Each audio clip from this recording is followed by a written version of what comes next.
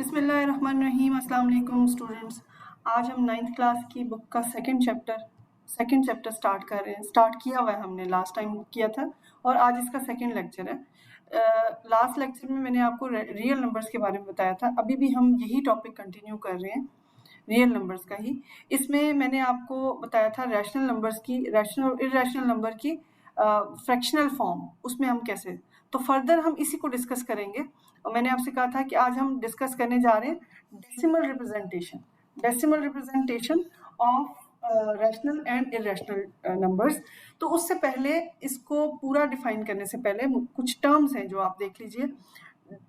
Terminating decimals, decimal की type देख लेते हैं, उसके बाद हम देखेंगे कि इन डेसिमल की टाइप में से या कॉम्बिनेशन जो बनाते हैं हम, वो कौन सा कॉम्बिनेशन है जो कि हमारा रैशनल नंबर्स बनाता है और कौन सा कॉम्बिनेशन है जो इरेशनल नंबर्स बनाता है। तो सबसे पहले हम आते हैं टर्मिनेटिंग नंबर्स की तरफ, टर्मिनेटिंग डेसिमल्स की तरफ। तो कुछ डेसिमल्स जो आपने देखे होंगे, जैसे फॉर एग्जांपल आपके पास है कोई डेसिमल है 0.5, ठीक है, इसी तरह से 0.25। तो ये डेसिमल्स ऐसे हैं जो कि टर्मिनेट हो जाते हैं, मतलब ये कि इनका बस टू डेसिमल प्लेस तक जाके ख़त्म हो जाता है और ये 1 डेसिमल प्लेस तक। इसी तरह से आपके पास 0.357 या इस तरह का कोई डेसिमल, तो ये सारे जो डेसिमल्स होते हैं इनको कहते हैं टर्मिनेटिंग डेसिमल्स। तो जाहिर है टर्मिनेटिंग है तो उसके नॉन टर्मिनेटिंग कौन से हो सकते हैं? नॉन टर्मिनेटिंग में ऐसे डेसिमल्स जिनका आंसर आपके पास आता रहे, यानी अगर आप इसको सॉल्व करते जाएंगे तो ये कहीं पे भी ख़त्म नहीं होगा। तो इस तरह के जो डेसिमल्स होते हैं वो आपके कहलाते हैं नॉन टर्मिनल डेसिमल्स। फिर हमारे पास एक टाइप आती है रिकरिंग डेसिमल्स की। रिकरिंग डेसिमल्स में आपके ऐसे डेसिमल्स आ जाते हैं जो कि आपका एक डेसिमल पॉइंट के बाद एक खास पैटर्न को फॉलो करते हैं। पैटर्न को फॉलो करने का क्या मतलब कि मतलब जैसे 5.5.555 एंड सो ऑन, ठीक है, रिकरिंग होते हैं। और साथ ही ये टर्मिनेटिंग भी हो सकते हैं और नॉन टर्मिनेटिंग भी हो सकते हैं, मतलब ये भी हो सकता है और ये भी हो सकता है। रिकरिंग में ज़रूरी नहीं है कि सिर्फ एक ही नंबर अपने आप को पैटर्न को फॉलो करे, बल्कि ये भी हो सकता है कि आपके पास है 2 3 एंड सो ऑन, या फिर 0.2323, तो ये टर्मिनेट हो जाता है।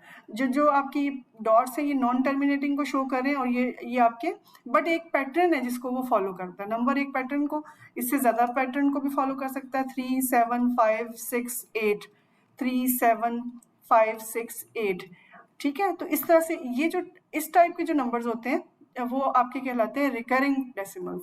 तो नॉन रिकरिंग कौन से होते हैं? जो कि एक रैंडम पैटर्न को फॉलो करते हैं, मतलब कोई पैटर्न नहीं होता, आपका कोई भी पैटर्न सेट नहीं होता, यानी opposite to recurring decimals 0.2355613 and so on. ये भी आपके टर्मिनेटिंग भी हो सकते हैं और नॉन टर्मिनेटिंग भी हो सकते हैं, मतलब ये यूं भी हो सकता था और हो सकता है कि ये नंबर ऐसे स्टॉप हो जाए यहाँ पे, ठीक है।